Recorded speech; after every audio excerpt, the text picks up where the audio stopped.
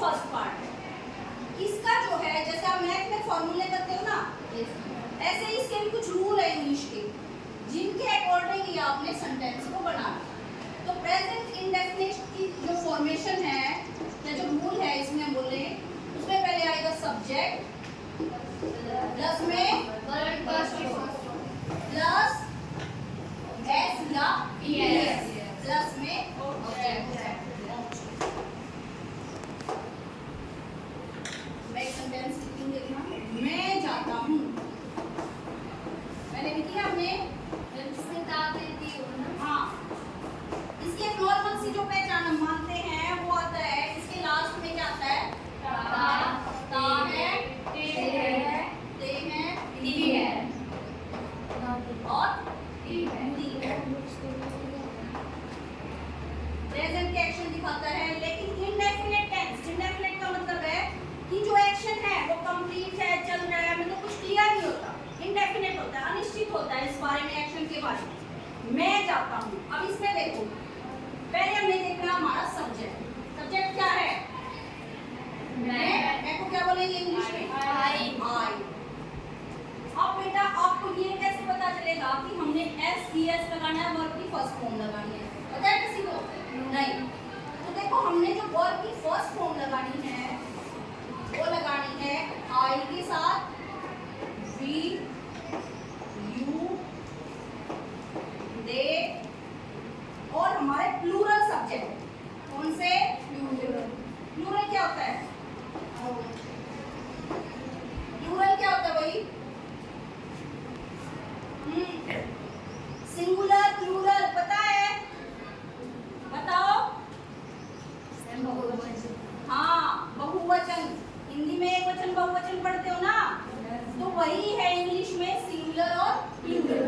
Plural means more than one things, एक से ज्यादा चीजें जहाँ पे आए वहां पे हमने यूज करना है वर्ब की फर्स्ट फॉर्म।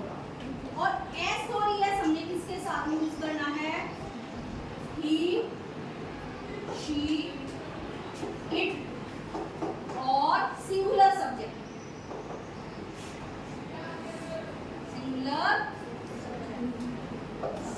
सिंगुलर मींस एक चीज सिंगल, एक वो एक व्यक्ति भी हो सकता है, वो कोई वस्तु भी हो सकती है, किसी शहर का नाम है, ठीक है। तो सिंगुलर के साथ हमने एस ई एस लगाना है। अब देखो एस ई एस का भी रूल है, एस कहाँ लगाए, बच्चों को ये भी कंफ्यूजन होती है ना कि हम एस कहाँ लगाए मैडम या ई एस कहाँ लगाए। तो इसका क्या है फार्मूला है, मतलब थोड़ा याद करना पड़ेगा ये तुम्हें।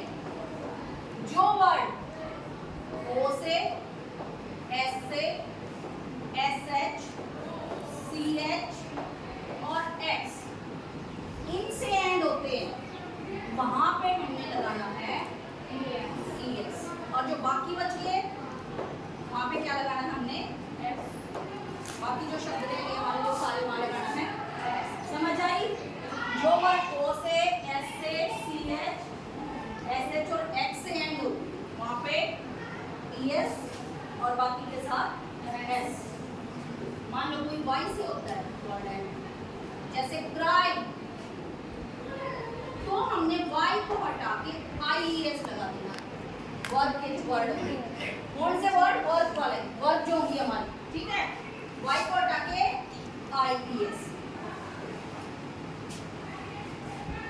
लेकिन एक और है वाई का भी, मान लो हमारा बॉय है, वाइट वर्ड है, अब देखो लास्ट वर्ड तो वाई है हमारा, तो क्या हम इसको ऐसे लिख देंगे बी ओ आई ई एस, ऐसे लिखेंगे? ये ठीक है?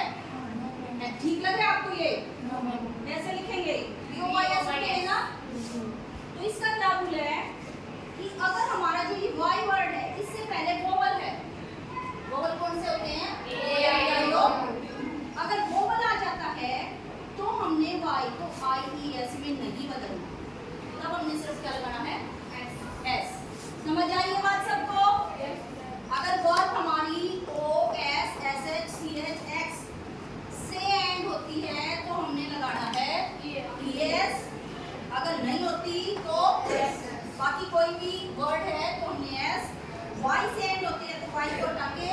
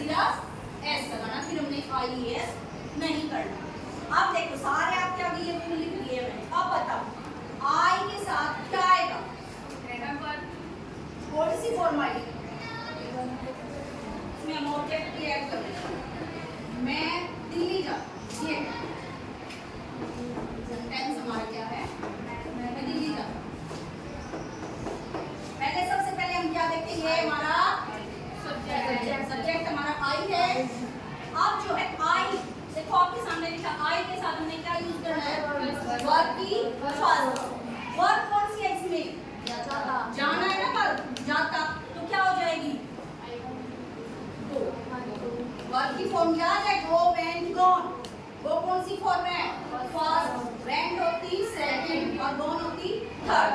तो हमने यहाँ पे फर्स्ट यूज करनी है। फर्स्ट क्या हमारी? गो। आई गो टू, कहाँ जाता हूँ? क्वेश्चन करने गई ना।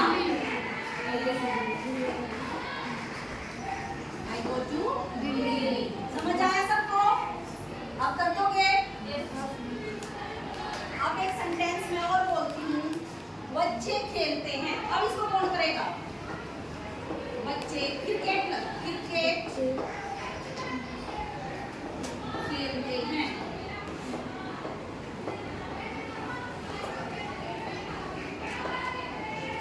Who will do this sentence? आओ, कौन करेगा? हम आओ।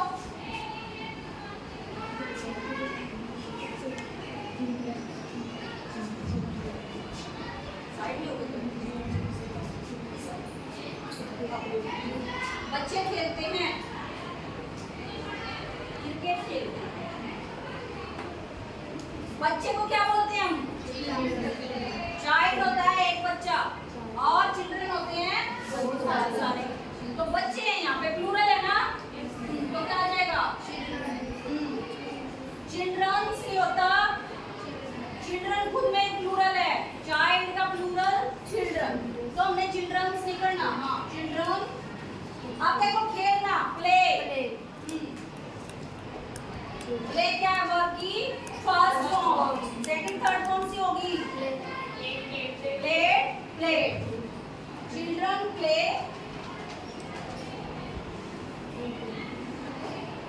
अब आपने क्वेश्चन करना है, बच्चे क्या खेलते हैं? तो आंसर क्या आएगा? क्रिकेट। तो वही हमारा ऑब्जेक्ट होगा। आपने ऐसे क्वेश्चन करके देखना है सेंटेंस, जो आंसर आए वो हमारा क्या होगा? ऑब्जेक्ट। समझ आई? चिल्ड्रन हमारा क्या है? सब्जेक्ट। सिट डाउन बेटा।